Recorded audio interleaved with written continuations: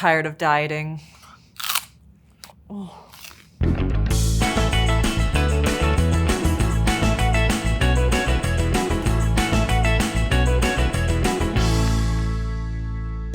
Today we're talking about my least favorite topic, dieting. Zena knows what I'm talking about. Tell me what's going on for you. Okay, so I've tried so many diets trying to lose weight. I mean, I did lose weight temporarily, but I just didn't feel strong enough. I felt weak and dizzy. You're not alone, and this is what the diet industry doesn't want you to know. Diets don't work. So what we see in the research is that most people who do lose weight end up gaining that weight back, and often even more so. Okay, so what do I do then? At this point, you just give up because you're just so overwhelmed. And you know how the algorithms work sometimes when you're like searching up how to lose weight, and next thing you know, it's just like 10 different things popping Cleanses, in. Yes. Detoxes, gut take health, these all of pills. it, exactly. And it's overwhelming because it's like, what's gonna work for me? We cannot control the number on the scale.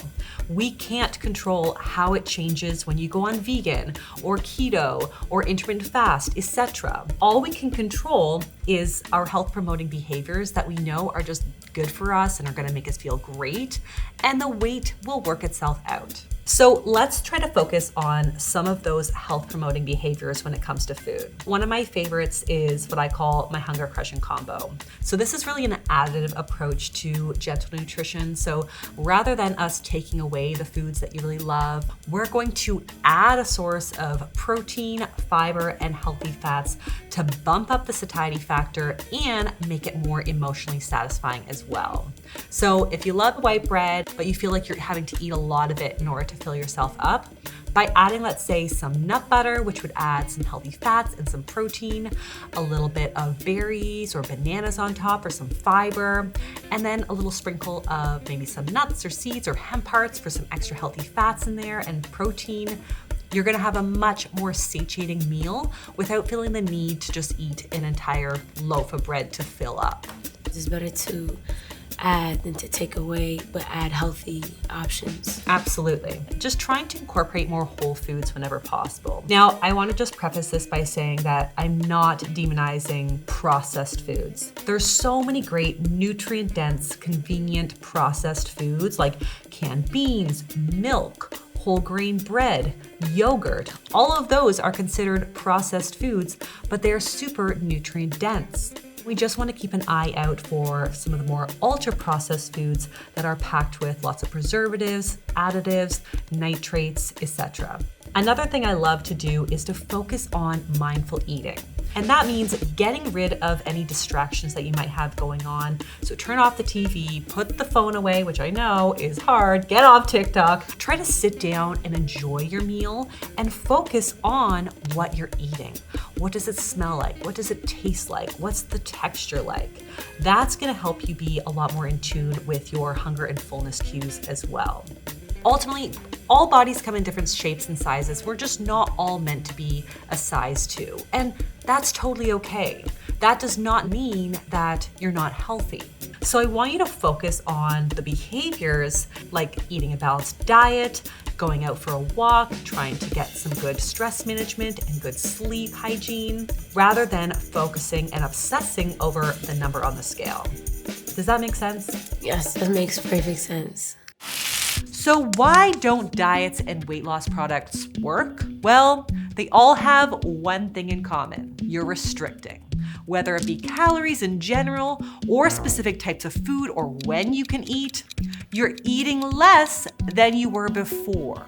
The theory here is if we create a calorie deficit, our body will start to dip into our long-term storage supply for energy.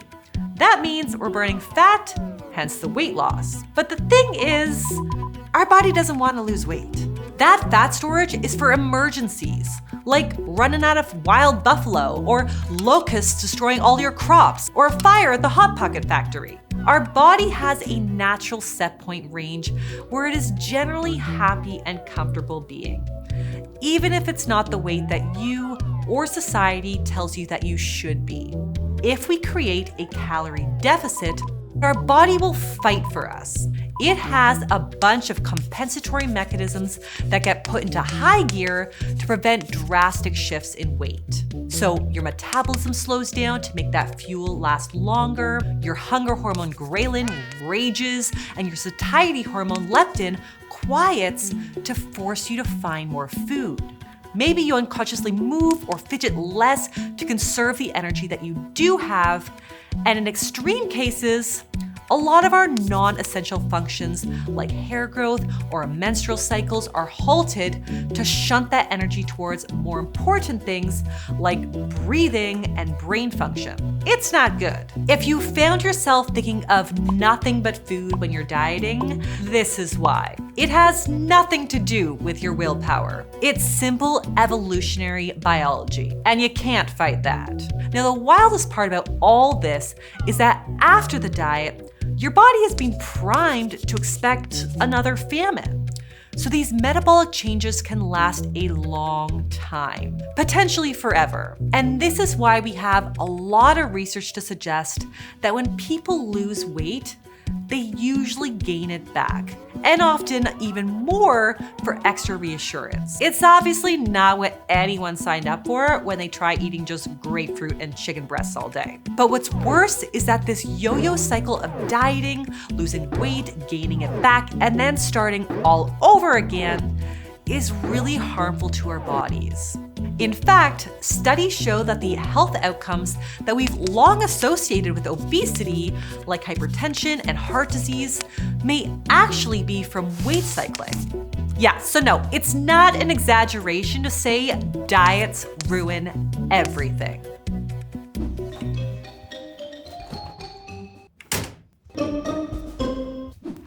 All right, let's play a game I like to call Cut Through the BS. On this board, you'll see a mixture of practices, some which can improve your metabolism and your relationship with food, and others that are BS recommendations that just make the diet industry a lot of money. Zena has 20 seconds to collect all the healthy practices. Are you ready? Yes. Go! Oh, this is gonna be a tricky one. Yes! Listening to those hunger cues, so important. Hunger crushing combo! Yeah, we love to see that. Oh, mindful eating. We've got to get rid of those distractions and really pay attention to what you're eating. And adding more whole foods to the diet rather than always take things away. Zena, you've done it! You got plenty of healthy tools here to nourish your body properly, and the folks at home do too. I'm Abbey Sharp. Keep crushing that hunger.